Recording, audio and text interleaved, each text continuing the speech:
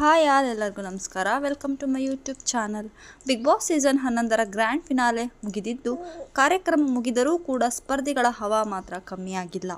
Big boss ಮನೆಯೊಳಗಿಂದ ಹೊರಬಂದಿರುವ 6 finale ಸ್ಪರ್ಧಿಗಳು ಇದೀಗ ಸಂದರ್ಶನಗಳಲ್ಲಿ ಬ್ಯುಸಿಯಾಗಿದ್ದಾರೆ. ಅಲ್ಲದೆ ದೇವಸ್ಥಾನ, ವಿವಿಧೆಡೆ ರೋಡ್ ಶೋ ಸೇರಿದಂತೆ ತಮ್ಮದೇ ಆದಂತಹ ಸಂಭ್ರಮದಲ್ಲಿ ಭಾಗಿಯಾಗಿದ್ದಾರೆ. ಬಿಗ್ ಬಾಸ್ ಸೀಸನ್ 11ರಲ್ಲಿ ವರ್ಲ್ಡ್ ಕಾರ್ಡ್ ಎಂಟ್ರಿ ಪಡೆದ ಹಾಡುಗಾರ ಹನುಮಂತ ಬಿಗ್ ಬಾಸ್ ಟ್ರೋಫಿ ಗೆದ್ದಿದ್ದು, ನಟ ತ್ರಿವಿಕ್ರಮ್ ರನ್ನರ್ ಅಪ್ ಆಗಿ ಹೊರಹೊಮ್ಮಿದ್ದಾರೆ. ತ್ರಿವಿಕ್ರಮ್ ಬಿಗ್ ಬಾಸ್ನಲ್ಲಿ 2ನೇ ಸ್ಥಾನ ಪಡೆದರೂ ಕೂಡ ನಿರೀಕ್ಷೆಗೂ ಮೀರಿದ ಜನಪ್ರಿಯತೆ ಗಳಿಸಿದ್ದಾರೆ. ಈ ಒಂದು ಶೋನಿಂದ ತ್ರಿವಿಕ್ರಮ್ ಅಭಿಮಾನಿಗಳ ಸಂಖ್ಯೆ ಗಣನೀಯವಾಗಿ ಹೆಚ್ಚಾಗಿದೆ. ಈ ಬಾರಿಯ ಬಿಗ್ ಬಾಸ್ನಲ್ಲಿ ತ್ರಿವಿಕ್ರಮ್ ಒಂದು ರೀತಿ ಕ್ರೇಜ್ ಆದರೆ ತ್ರಿಮೋಕ್ಷಿ ಎನ್ನುವುದು ನೆಕ್ಸ್ಟ್ ಲೆವೆಲ್ ಕ್ರೇಜ್ ಆಗಿದೆ.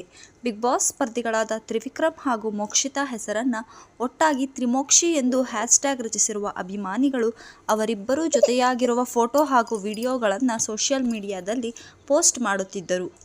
ಈ ವಿಡಿಯೋಗಳನ್ನು ಬಿಗ್ ಬಾಸ್ ಗ್ರ್ಯಾಂಡ್ ಫಿನಾಲೆಯ ವೇದಿಕೆಯ ಮೇಲೆ ತೋರಿಸಲಾಗಿತ್ತು. ಅಪರೂಪಕ್ಕೆ ಜೊತೆಯಾಗಿ ಕಾಣಿಸಿಕೊಳ್ಳುತ್ತಿದ್ದ ತ್ರಿವಿಕ್ರಮ್ ಹಾಗೂ ಮೋಕ್ಷಿತಾ ಜೋಡಿ ಪ್ರೇಕ್ಷಕರಿಗೆ ಬಹಳ ಇಷ್ಟವಾಗಿತ್ತು.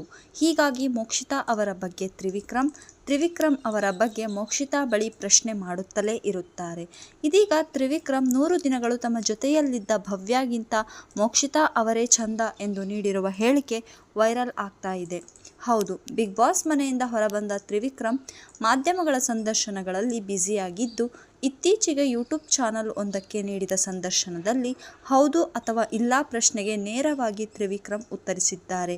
ಈ ವೇಳೆ ಭವ್ಯಾಗಿಂತ ಮೋಕ್ಷಿತಾ ಅವರೇ ಚಂದ ಎನ್ನುವ ಪ್ರಶ್ನೆಗೆ ತ್ರಿವಿಕ್ರಮ್ ಹೌದು ಎಂದು ಉತ್ತರಿಸಿದ್ದಾರೆ. ಈ ವಿಡಿಯೋ ಈಗ ವೈರಲ್ ಆಗುತ್ತಿದ್ದು, ತ್ರಿಮೋಕ್ಷಿ ಫ್ಯಾನ್ಸ್ ಫುಲ್ ಖುಷಿಯಾಗಿದ್ದಾರೆ. ಅಲ್ಲದೆ ತ್ರಿಮೋಕ್ಷಿ ಫಾರ್ ಎವರ್ ಎಂದು ಕಮೆಂಟನ್ನು ಹಾಕುತ್ತಿದ್ದಾರೆ.